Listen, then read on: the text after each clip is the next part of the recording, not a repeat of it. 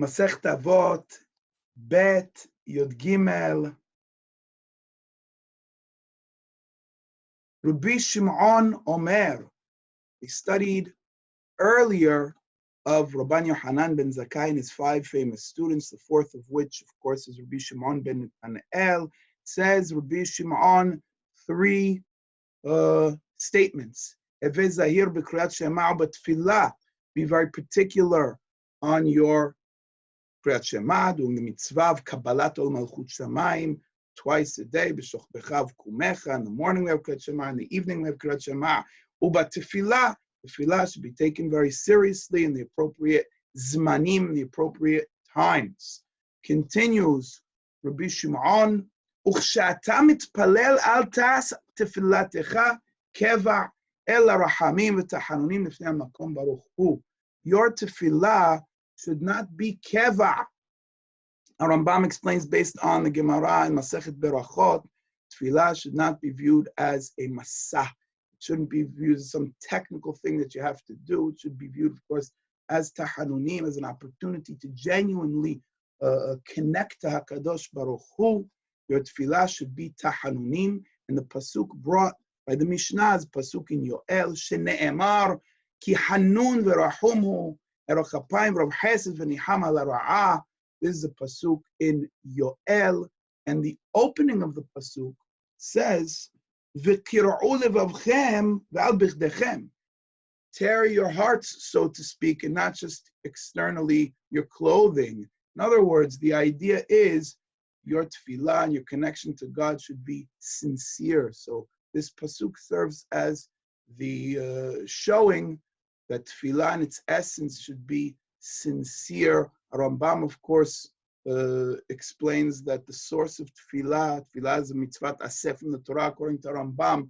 U'la'ovdo b'chol levavchem. It is worshiping God with your heart, or cognitive worshiping of God. So the very essence of it is, of course, sincerity and being real. Rabbi Ovadia Bartenura learns the sincerity in this pasuk from the order of Hanun v'Rahum. Perhaps we would have expected it to say Rahum v'Hanun. Hanun, if your tefillah is tahanunim, then of course HaKadosh Baruch Hu will be merahem and accept the tefillah. So your tefillah should not be keva, it should be tahanunim, it should be sincere.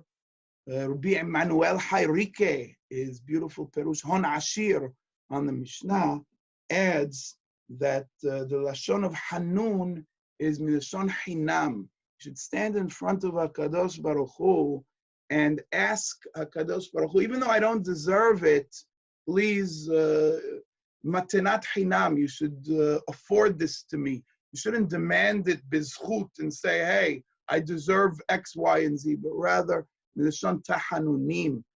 You're asking HaKadosh Baruch Hu, you're begging Milashon Bakasha, and you're not demanding in a way where you're saying that it's coming to you, so to speak. It's a beautiful idea as well.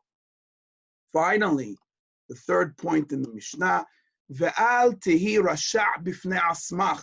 Do not be wicked in your own eyes. Rambam in his explanation over here to the Mishnah says, Im yachshov adam t'asmo rasha. Person halila has a low self-esteem, or he views himself as a bad person. Lo tehamura benav shum avera la'asotah. That then he'll end up doing things that should be or really are below him. But if he has a low self-esteem of himself, he's going to engage in negative behavior and different types of poor behavior. Person should value himself. Of course, you should have anava and humility in front of HaKadosh Baruch Hu, but a person should value himself and not have a low view of himself. Halila v'has al tehi rasha' b'fnei asmach.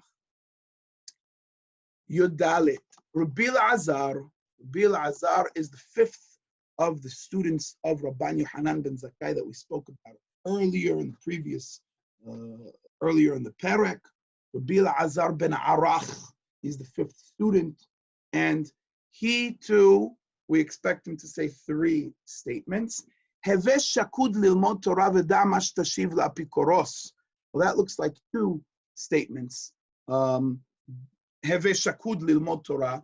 Shaked is to be quick, diligent, consistent, serious. Study Torah in a diligent manner. Veda mashtashiv lapikoros. You should know how to answer in apikoros. What is an apikoros? There was actually a person in around the 3rd century BCE, a Greek philosopher named Epicurus, who had some views that are very antithetical to our Torah. He viewed the neshama as not continuing to olam haba, this Epicurus, and he viewed God as not being connected or having what we understand as hashgacha pratit in this world. And Hachamim used the term apikoros based on this original person, to describe a person who goes in those views which are against the very core principles of our Torah. And you should know how to respond to a person like that. Interestingly, Harambam, if you look in Harambam's Mishnah, which I happen to have a picture of, or a copy of, right over here. This is the autographed copy of Harambam's Perusha Mishnayot. Harambam writes each and every Mishnah and his explanation in Arabic.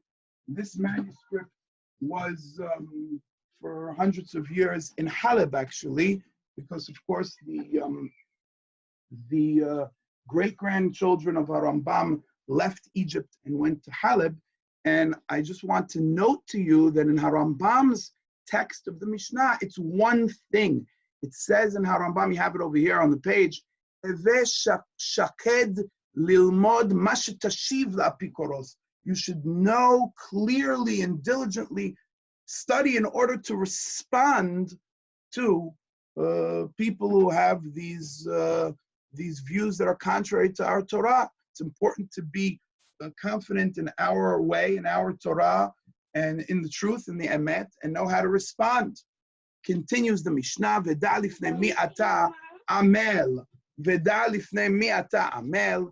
You should be aware who you are toiling in front of. HaKadosh Baruch Hu's presence is in this world. HaKadosh Baruch Hu has hashgacha pratit. And finally, v'ne'emanu ba'al menachtecha she'yishalem lach zechar pa'ulatach. God is Ne'eman, is faithful, of course, to pay, so to speak, reward and punishment. We don't do the Torah to get reward and punishment, of course. We do it lishma, for emet.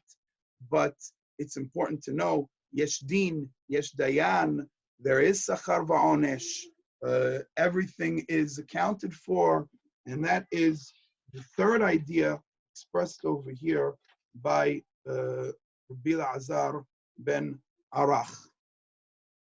Have a wonderful day, everyone, and be safe. And you and your families, and Shakadosh Baruch Hu yishlach refuah shlema l'chol cholei Am Yisrael, kol tuv.